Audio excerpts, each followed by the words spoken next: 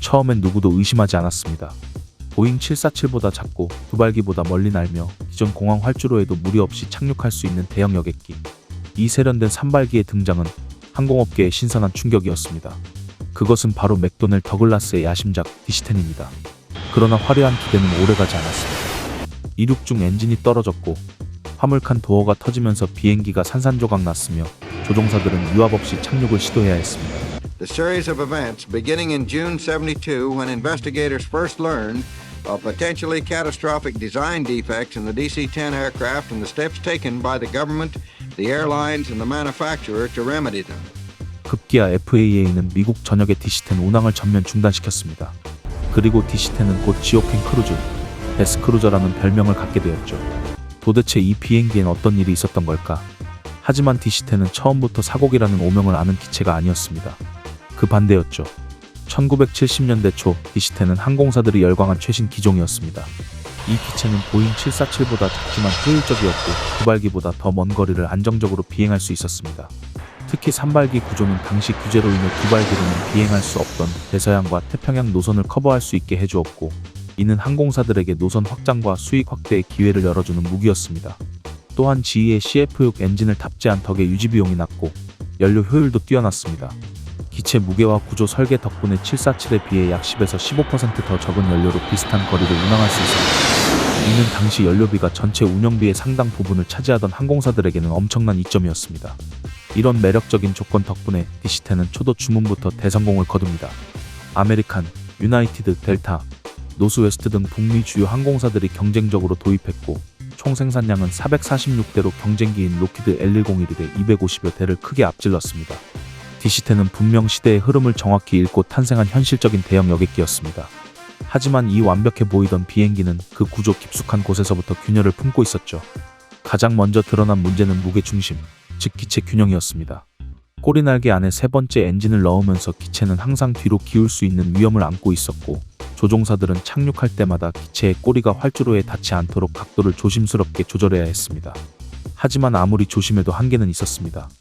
속도가 조금만 빨라도, 활주로가 조금만 짧아도 기체는 활주로를 스치듯 긁고 지나가며 불꽃을 일으켰습니다.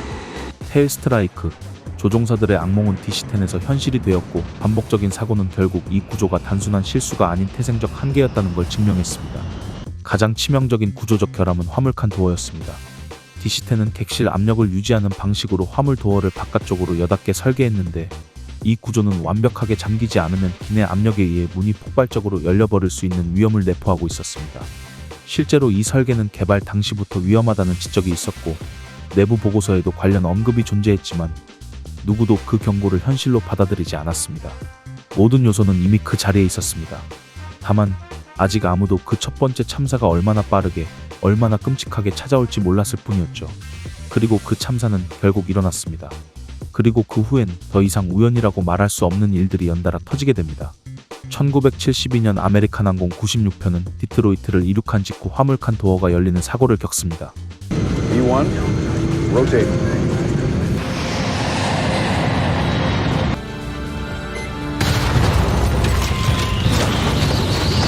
I remember falling over because the plane was like this, but all of a sudden it just went like this. Center, this is American Airlines Flight 96. We got an emergency. 기내 압력이 빠져나가며 바닥 일부가 붕괴됐고 조종 계통이 손상되었죠.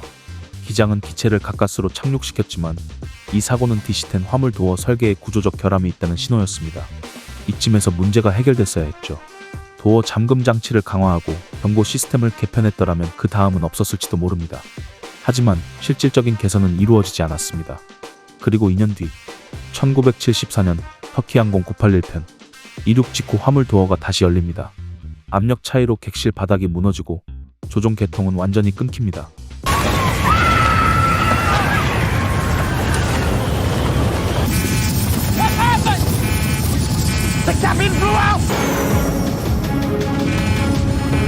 기체는 조종 불능 상태에서 추락했고 탑승자 346명 전원이 사망했습니다. The basic problem was the Paris flight was much heavier in terms of the number of people on board. The floor, when it collapsed with such a tremendous amount of pressure that it literally severed all the cables and control to the back. They had no hope after that point. 이미 경고받은 문제였고 이미 알고 있던 설계였습니다. 그걸 그대로 두고 운항을 계속한 결과입니다. 그 다음은 더 심각합니다. 1979년 아메리칸 항공 191편이 시카고 오헤어 공항에서 이륙 중 왼쪽 엔진이 파일론째 떨어져 나가버렸습니다. 유압 계통과 날개 슬랫이 손상되고 기체는 기울어진 채 활주로 옆으로 추락합니다. 273명이 사망했고 미국 연방항공청 FAA는 DC-10 전 기종의 운항을 전면 중단시킵니다. 민항기 전종에 대해 FAA가 내린 첫 공식 그라운딩 조치였습니다. 이쯤 되면 사람들은 묻기 시작합니다. 이 비행기 정말 안전한가? 운항은 한 달 뒤 재개되었지만 대중의 신뢰는 돌아오지 않았습니다. 탑승률은 눈에 띄게 줄었고 항공사들은 DC-10을 노선에서 철수시키기 시작합니다. 기체는 점차 여객용에서 밀려나 화물기로 바뀌었고 그 뒤로도 문제는 끝나지 않았습니다. 1989년 유나이티드 항공 232편 중앙 엔진의 팬 디스크가 파열되며 세 유압 계통이 모두 손상됩니다. Dudley, check the cages. What's going on back there? We have no hydraulic fluid left. All systems are down to zero. I'm gonna pull back number 1 about 10%. Go up on number 3, 10%. Nice and slow.